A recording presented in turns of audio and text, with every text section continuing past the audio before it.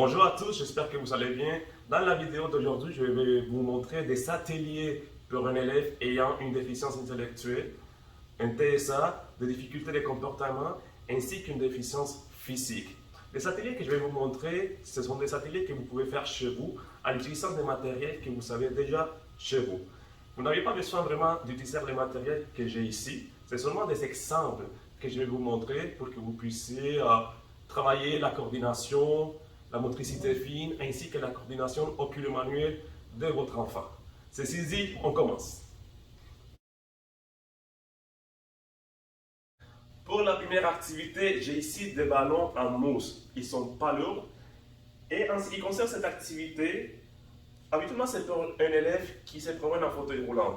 Soit c'est lui-même qui est capable de se déplacer en fauteuil roulant, ou c'est une personne qui le déplace. Mais gardez en tête, c'est plus pour un élève en fauteuil roulant. L'activité, elle est hyper simple. J'ai ici des ballons en mousse. Il suffit juste de prendre un ballon et tranquillement travailler la coordination oculo-manuelle, c'est-à-dire les mouvements de la main et l'œil en même temps. Il commence avec la main gauche, il passe entre les cerceaux, il faut la prendre avec la main droite.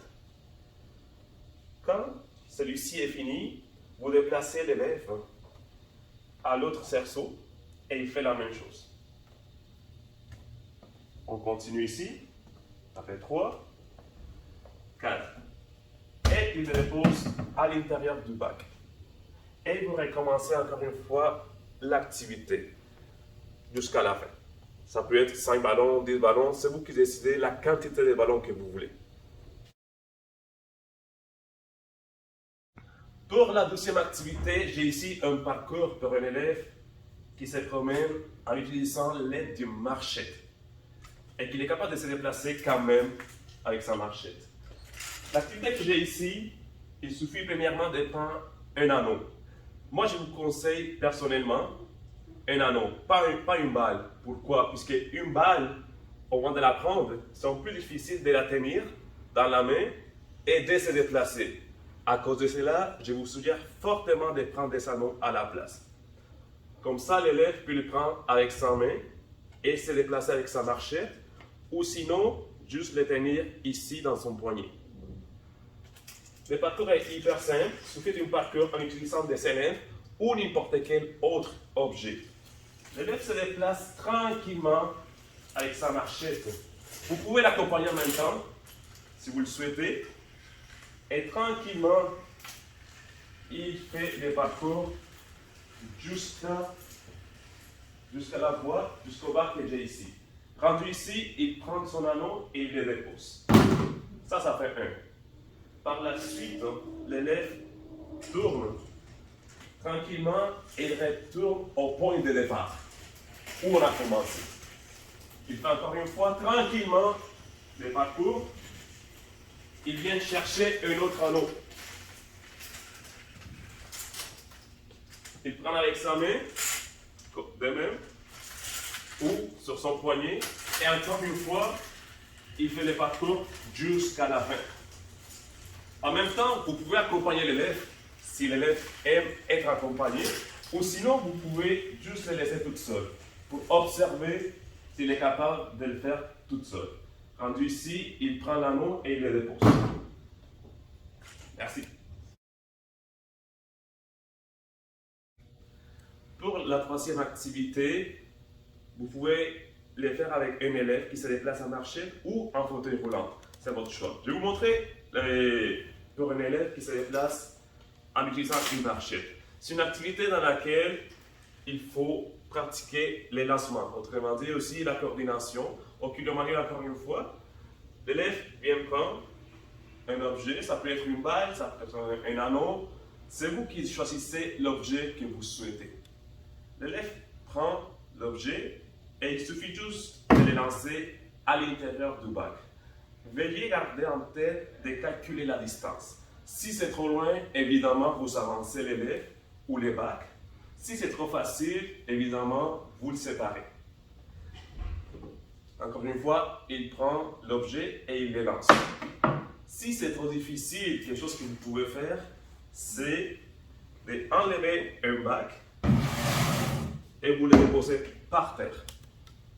Ce qui rend l'activité un peu plus facile. Ça, c'est pour un élève en utilisant une marchette. En ce qui concerne l'élève en fauteuil roulant, c'est la même chose. La seule chose qui change, c'est que l'élève est assis dans un fauteuil. Encore une fois, c'est la même activité. Il est assis sur son fauteuil, il prend un objet et il pratique les lancers. Encore une fois, si c'est trop loin, vous accrochez l'élève ou l'objet. Si c'est trop facile pour lui, il suffit juste de reculer un peu plus. Et vous continuez l'activité jusqu'à la fin. Merci. Pour la quatrième activité, c'est une activité dans laquelle vous pouvez les pratiquer avec un élève qui se promène en fauteuil roulant ou en marchette. C'est une activité de force lancée dans laquelle l'élève travaille, encore une fois, la coordination oculo-manuelle, puisque cette fois-ci, il faut prendre un ballon, ça c'est un ballon en mousse en passant, il faut observer comme il faut l'objet, il faut calculer un peu la distance, la force, ainsi que la précision. Je vais commencer par l'élève qui se promène en marchette. Vous gardez une certaine distance, pas trop loin. N'oubliez pas de commencer par quelque chose de facile. Il faut juste les lancer et faire tomber l'acquis. Ça, c'est pour un élève qui se promène en fauteuil, en marchette. En ce qui concerne l'élève qui se promène en fauteuil, c'est encore une fois la même activité. L'élève s'assoit sur son fauteuil, il prend un ballon et il les lance sur l'acquis. Encore une fois, si c'est trop facile, vous pouvez éloigner l'élève ou sinon vous pouvez séparer les quilles aussi. Ce n'est pas vraiment nécessaire que ce soit des quilles, vous pouvez utiliser n'importe quel autre objet que vous savez chez vous. Ici, nous avons des quilles en bois. Mais si vous souhaitez changer l'objet, mais je vous invite. Mais merci beaucoup et bonne journée.